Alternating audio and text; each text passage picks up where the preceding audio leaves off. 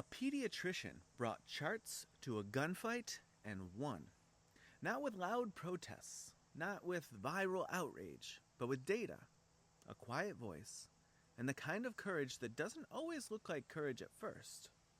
That's the story of Dr. Mona Hanna-Attisha.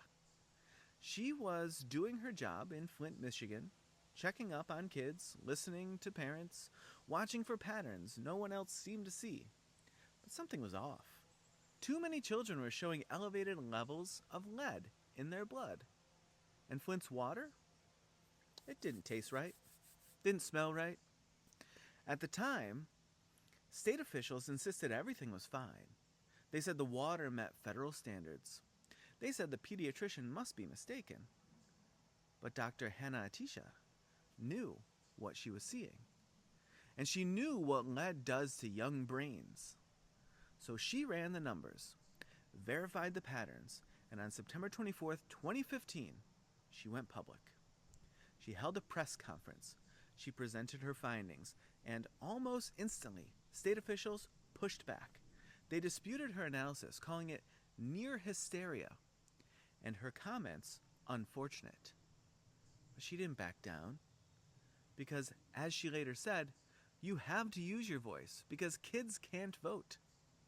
So she did, and slowly the story began to change. Independent experts confirmed her findings. The national media took notice. And just weeks later, Flint switched back to its safer water source. Her courage didn't solve everything. Flint is still recovering. But it forced accountability.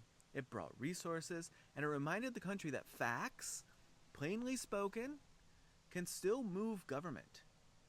That even when institutions fail, even when officials deny, delay, and deflect, one person, rooted in care and truth, can turn the tide.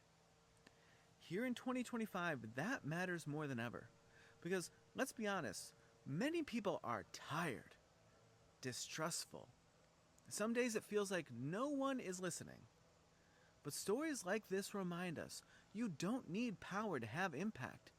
You need clarity, you need courage, and you need to care enough to speak when it's easier to stay quiet. So here's the question I'd leave you with. If one pediatrician with a few charts and a strong heart could break through the noise, what could you do right where you are if you refused to look away? Before we go, I want to let you know that if you enjoy this type of content, I have over 20 pieces of exclusive content, audio, video, essays, behind-the-scenes stuff, all in this same theme, this same concept, and it's on my Patreon. There is no paywall on that Patreon. Currently, there aren't even any tiers, but in the future, if there are tiers, and maybe by the time you're watching this there are, it won't unlock anything if you pay for a tier.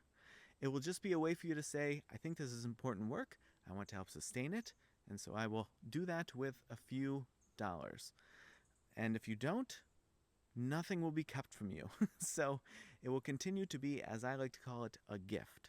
So if you enjoy this type of stuff, head on over there. The link is in my bio, and I really don't post it anywhere else. So the things, if you've not been there before, you wouldn't have seen or heard the content anywhere else.